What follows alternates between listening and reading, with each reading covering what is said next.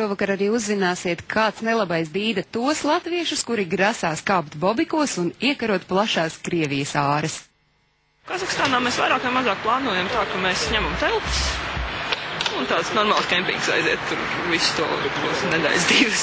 Vēlies doties galvu reibinošā ekspedīcijā un piedzīvot saules aptumsumu? Tiešām ir 1. jūlijs, bet es jūs skatītāji gribētu aicināt jau tā kā mēnesi pārcelties uz priekšu 1. augustā. 1. augustā būs vērojams pilns saules aptumsums. Visiem tiem, kas tagad sapriecājās mājās, nu redz un sabērzēja rociņas, diemžēl Latvijā gan mēs neredzēsim. Un to tuvāko vietu laikam varētu teikt, ka tā būs Krievijā Novosibirskā. Nu, bet laika ir vēl gana līdz 1. augustam, un laika ir gana pēc tam līdz nākamajam saules aptumsumam, kuru tik tuvu Eirāzijas kontinentam varēs redzēt. Tas būs 2025. gadā. Tāds nieciņš jau vien ir. Ka daži desmiti gadu, nu, nesatraucieties, būs pa vidu vēl viens pilnais saules aptumsums, kur varēs vērot zemeslodes iedzīvotāji. Tas ir paredzēts 2009. gadā, bet atkal redz, kā viņš būs redzams tikai Indijā, Ķīnā un apmēram tā reģiona valstīs. Tātad Latvijai atkal tas iet secen. Bet atcerieties to veco labo sakām vārdu. Ja kalns nenāk pie Muhamēda, ko dara Muhameds, velk halātu mugurā un dodās pie kalna. Daži uzņēmīgi Latvijas jaunieši nolēmuši, ka viņiem par katru cenu ir jāredz pilnais saules aptumsums 1. augustā un izrēķinājuši, ka līdz 1. augustam ar visai interesantiem transporta līdzekļiem viņi var paspēt līdz Krievijas austrumu nomalēm. Čau, Liene! Nu, kas ar to maršrutu? Vajadzētu papētīt tālāk, un tad mēs īsti brauksim, iesim kaut kur paskatīties. Tā klausēs super. Piekritīsiet, nu nav nekāda bērnu spēlīte pievarēt 11 000 kilometru pa Krieviju un Kazahstānu līdz pilnu saules aptumsumu ieraudzīs. Taču 6 jaunieši ir apņēmības pilni veikt neparasto ekspedīciju. Ceļām apskatīsim Kaspijas jūru, Arālu jūru, kur varbūt pēc kādiem 20 gadiem nemaz nebūs vairāk, jo viņi visu laiku izžūst. Tas viens no tiem braucieniem.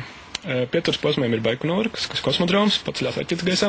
Mēs varam tur tikt iekšā un apskatīt. Viegli nav tāpēc, ka tur ir laikam tāds militārs objekts un viss sarežģīti. Braucienu plāno nevis šā vai tā, bet gan 2 tā saucamo bobiku seglos. Viens pagaidām apūšas laukos, bet otrs apskatāms vaigā visātā krāšņumā. Šo bobi vārdā Betie nopirkuši tepat Latvijā pa nieka 800 latiem. Vēl pāris 100 sametušies rezerves daļām. Betie jau 34 gadi, tāpēc nevar zināt, kādus figūriņus dāma labākajos gados var izstrādāt. Šī mašīnā man nekas nepatīk. Ja nopietni. Kāpēc? Tāpēc, kad es teicu, ka daudz labāk tad braukt ar kaut kādu golfa, kaut tā kā man mašīnīte ir. Labāk braukt ar tādu nekā ar šitādām trakiem bobikiem. Kratoties var sasniegt grests un tā, bet braukt var, jā. Nu, kādu iedomājas gandrīz mēnesi šeit pavadīt? Tas būs interesanti, un tur es domāju, ka tur galvenais tas bīstamā lieta varētu būt, kā mēs tur sadzīvosim, jo tas ir ilgs laiks, kurā viens otru labi iepazīst.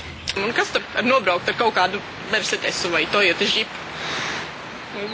Tāpēc mēs braucam ar bobikiem, un arī tas, ka Krievijā un Kazahstānā nav izplatīts tās mūsdienu jaunās mašīnas tik ļoti. Tur rezerves daļas šķūnītī labāk bobikam atradīsim nekā Mercedesim. Un vai nu tik traki būs, ka atpakaļ kājām soļos. Galu galā ne jau komfortu meklējot, bet ekstrēmu izjūtu vadīti bobikus izvēlējušies. Bobiem pat šādas tādas ekstras ir.